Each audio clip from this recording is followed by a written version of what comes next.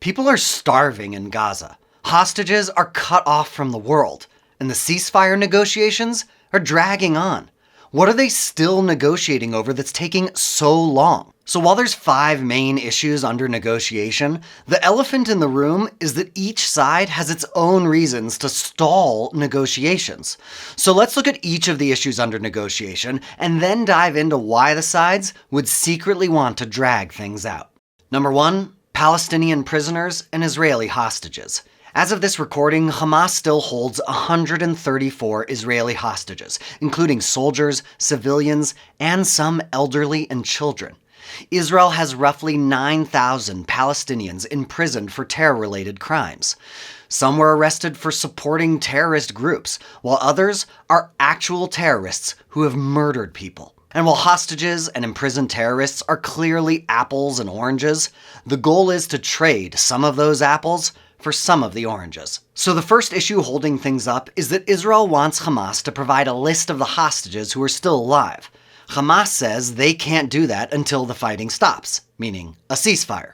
Now, it makes sense there might be communication problems in Gaza that make it hard for Hamas to draw up a conclusive list.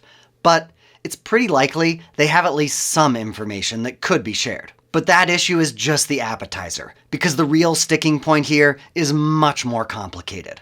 How many and which Palestinian prisoners will be released in return for the hostages? So in the previous ceasefire deal, 240 Palestinian prisoners were released in exchange for 80 Israeli hostages, a ratio of 3-to-1. This time around, the numbers are expected to be really different. Most reports indicate Israel is hoping to get about 40 hostages released, at least in the first phase of the deal.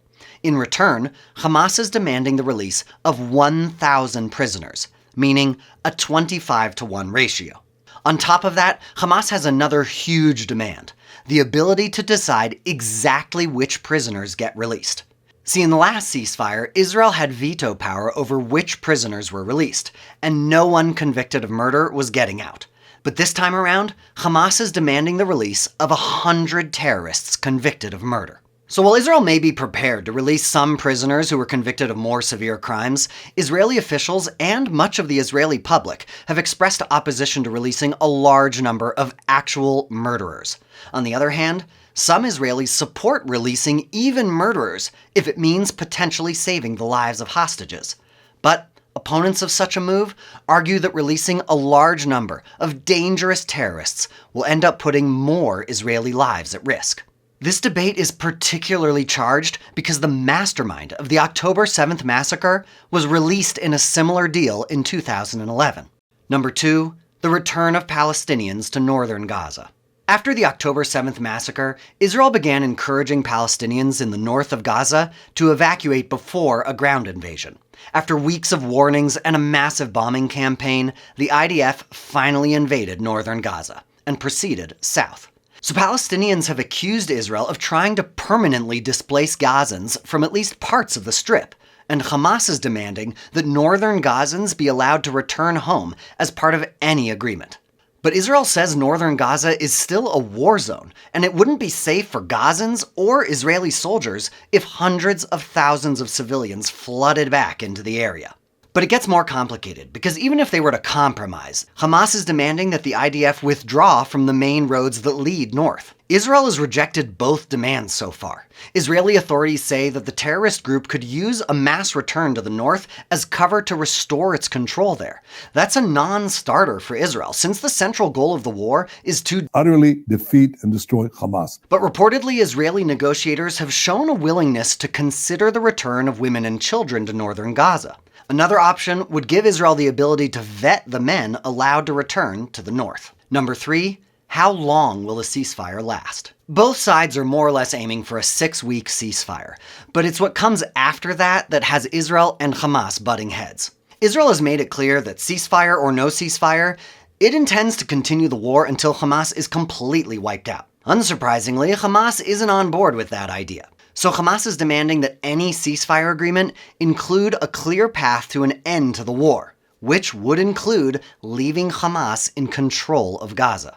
While Hamas still publicly insists that a commitment to end the war is a precondition for any deal, the New York Times reported that Hamas is now willing to push off discussions about ending the war to a later phase of any agreement. That means at least 40 hostages could be released without a commitment to end the war. But it also means the other 94 hostages could be left behind. A group of relatives of some of the hostages has rejected the efforts to reach such a staged deal, demanding that Israeli negotiators only agree to a deal in which all the hostages are released. לא משאירים אף אחד מאחור.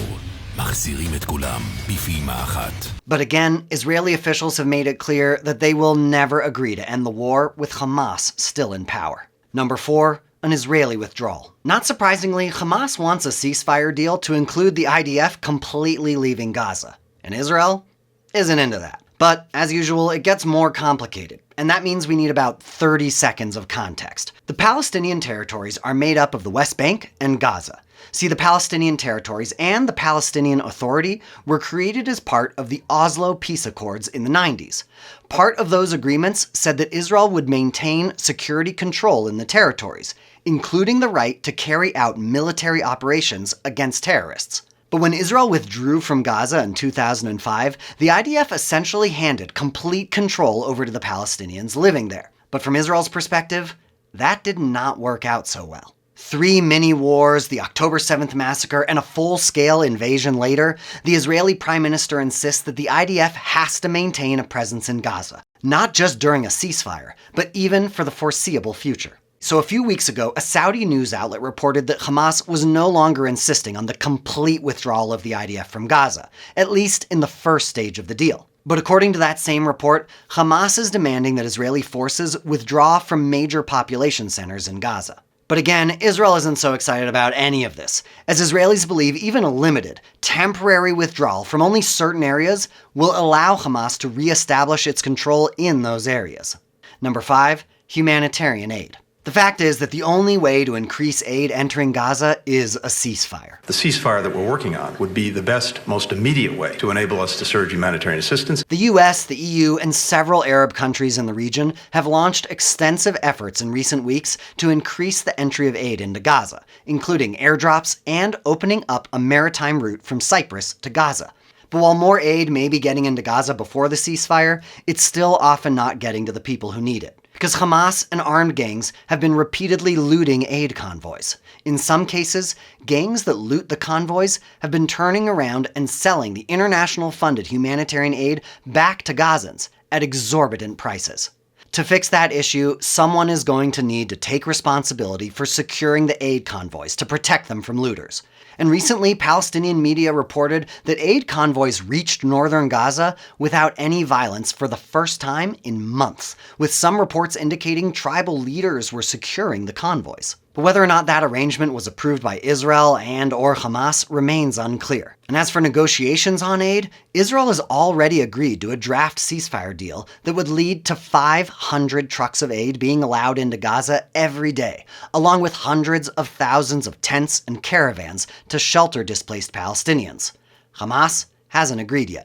So while the amount of aid is more or less a non-issue in current negotiations, how that aid will be distributed and by whom is probably still a contentious issue, as Israel wants Hamas to have absolutely no authority or public presence in Gaza.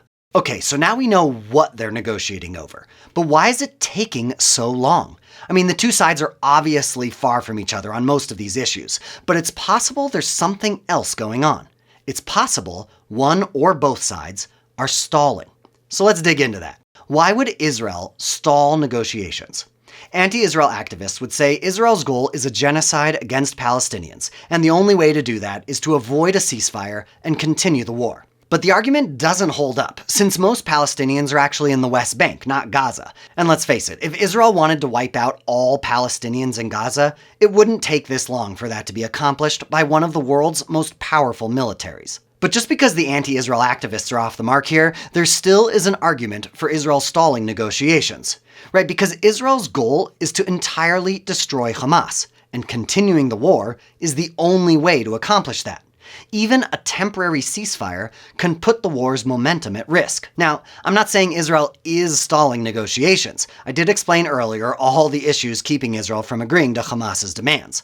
But if we're being intellectually honest here, we have to acknowledge that Israel could have an argument for keeping the war going. Okay, so why would Hamas stall negotiations? Almost everyone agrees Hamas could end this war right now. Give back the hostages, and international support for Israel's campaign would be wiped out. So why doesn't Hamas just end this thing? Well, remember, Hamas's goal is the destruction of Israel. As their founding charter says, Hamas strives to raise the banner of Allah over every inch of Palestine. But without a powerful enough military, Hamas really has only one move: turn Israel into a pariah state and watch the house of cards crumble. But how does Hamas turn Israel into a pariah state? The region's only democracy, a bastion of Western humanist values, the innovator of life-saving medicines and humanity-advancing technology. According to many analysts, the only tool Hamas has for turning Israel into a pariah state is the deaths of their own civilians, which sounds like a completely ridiculous accusation until you take a look at another line from Hamas's charter. Allah is our target. The Prophet is our model. The Quran is our constitution. Jihad is our path. And death for the sake of Allah is the loftiest of our wishes.